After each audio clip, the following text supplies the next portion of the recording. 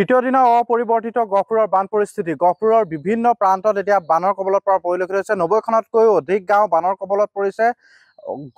পশুধনৰ খাদ্যৰ নাটনি ঘটাৰ লগতে ৰাইজৰ তথৈবচ অৱস্থা হোৱা পৰিলক্ষিত হৈছে। গহপুৰৰ ৰজাবাৰীত উপস্থিত আছো আৰু ৰজাবাৰীৰ এটা পথৰ ওপৰত এই মুহূৰ্তত উপস্থিত আছো। পানীয়ে ভৰি পৰিছে পথটো আৰু বহু সংখ্যক লোকৰ বাসগৃহত ইতিমধ্যে পানী সোমাইছে। মোক সতীৰ্থই দেখুৱাব এঘৰ ব্যক্তি এই মুহূৰ্তত দেখুৱাইছে, যিঘৰ ব্যক্তিৰ মূল ব্যক্তিজনৰ মৃত্যু হোৱা আজি 6টা দিন হৈছে আৰু তাৰ পিছতে যি ৰাইজে বৰতীয়া লৈ আহে, সেই বৰতীয়া খাবলৈ তেওঁলোকৰ অসুবিধাৰ সন্মুখীন হৈছে। কাৰণ চোতালত ঘৰৰ ভিতৰত তেওঁলোকৰ পানী, ঘৰৰ ভিতৰৰ পৰা পানী ইতিমধ্যে ওলাইছে যদিও কিন্তু সমস্যা তেওঁলোকৰ দূৰ হোৱা নাই। আৰু সতীৰ্থই দেখুৱাব নামঘৰ, বিদ্যালয় গৃহ আদিও পানীৰ আবৃত হৈ পৰা পৰিলক্ষিত হৈছে। যথেষ্ট পৰিমাণে লোকসকল কষ্ট ভোগ কৰিব লগা হৈছে। এই মুহূৰ্তত পৰিৱেশ দেখুৱাইছোঁ, এয়া চোতালত পানী ঠায়ে ঠায়ে গাঁঠু পৰ্যন্ত পানী হোৱা পৰিলক্ষিত হৈছে। আৰু স্থানীয় লোকসকলৰ সৈতে মই কথা পাতিবলৈ যত্ন কৰিম। অকণমান মই আপোনাৰ ওচৰলৈ আহিছোঁ। এই যি ৰজাবাৰী অঞ্চলৰ বহু সংখ্যক গাঁও কিন্তু এতিয়া বানৰ কবলত পৰিছে আৰু এই ব্যক্তিৰ ঘৰত যিহেতু এগৰাকী ব্যক্তিৰ মৃত্যু হৈছে, তাৰপিছত বৰতীয়া খাবলৈ সমস্যা হৈছে। নিশ্চয় আমিও একে বৰতীয়া। মোৰ সেইজন খুৰা হয়, ঢুকুৱা আজি 6 দিন হৈছে। কালি ঘৰ এৰি পেলাই বিভিন্ন মানে বেলেগ ঠাইলৈ যাবলগীয়া হৈছে।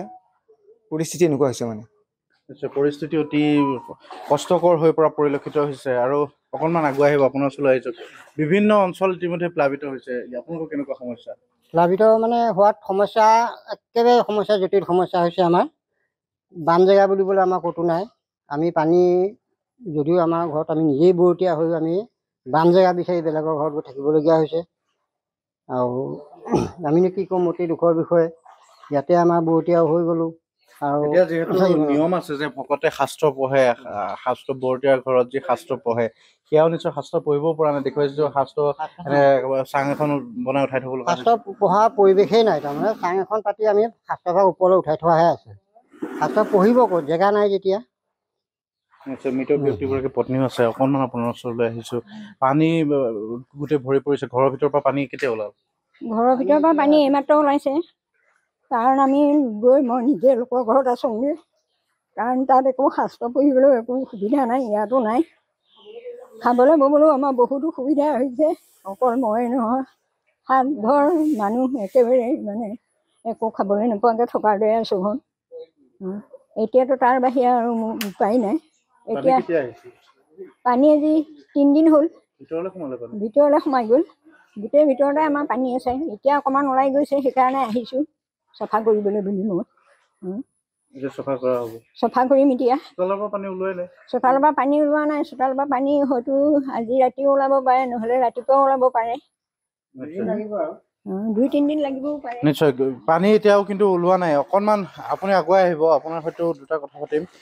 যিহেতু বান পৰিস্থিতি ৰজাবাৰী অঞ্চলটো ভয়াৱহ হৈ উঠিছে, গতিকে প্ৰশাসনৰ লোকে খবৰ লৈছে নাই, ৰিলিফৰ ব্যৱস্থা কৰিছে নাই? আমাৰ এতিয়া গাঁওবুঢ়া এজন আছিলে, গাঁওবুঢ়াজনে ঢুকালে। এতিয়া বেলেগ গাঁৱৰ পৰা গাঁওবুঢ়া এজন আহি পেলাই আমাৰ প্ৰশাসনে অলপ খবৰ লৈছে বাৰু। ৰাতিপুৱা আহি তেতিয়া ৰিলিফৰ কাৰণে সহযোগ কৰিছে। কি হয় এতিয়ালৈকে পোৱা নাই বাৰু। পশুধনসমূহো আপোনালোকে ৰাস্তাত বান্ধি ৰাখিছে। পশুধনৰ বাবে খাদ্যৰ ব্যৱস্থা কৰিছে নাই? খাদ্য এতিয়ালৈকে আমাৰ সহযোগ একো নাই। আমি নিজৰ ঘৰৰ পৰা এতিয়া কিনি আনি পেলাই বেলেগৰ তাৰপৰা কিনি আনি আমি গৰুক যেনে তেনে মানে পেট ৰক্ষা কৰিছোঁ। আৰু 3 দিন ধৰি 3 দিন ধৰি পানী একেবাৰে ৰাস্তা পদূলি ঘৰ দুৱাৰ চব সকলো ডুবি আছে। কোনো ৰিলিফ ব্যৱস্থা এতিয়ালৈকে আমাৰ কোনো। খোৱা পানীও চাগে সমস্যা, খোৱা পানী ডুবি আছে চব। এতিয়া বেলেগৰ পৰা নি আমি চলিছোঁ আৰু। নিশ্চয় খোৱা পানীৰ সমস্যা হৈছে, খাদ্য সংকটে দেখা দিছে। আৰু পানীৰ যিহেতু ভৰি আছে, চোতালত বহুতো বাসগৃহত পানী সোমাইছে, চোতালত পানী সোমাইছে, ৰাস্তা আনকি নামঘৰ, বিদ্যালয় আদি পানীৰে ভৰি পৰিছে। এই মুহূৰ্তত ৰজাবাৰীৰ পৰা পৰিৱেশ দেখুৱাইছোঁ। ইতিমধ্যে জনাইছোঁ গহপুৰৰ কেইবাখনো গ্ৰাম পঞ্চায়তৰ প্ৰায় 90খনতকৈ অধিক গাঁও প্লাবিত হৈছে। তাৰপিছতে এই যি ৰজাবাৰী অঞ্চলত এক পৰিৱেশ এই মুহূৰ্তত দেখুৱাইছোঁ আৰু যথেষ্ট কষ্টকৰভাৱে লোকসকলে জীৱন যাপন কৰিব লগা হৈছে।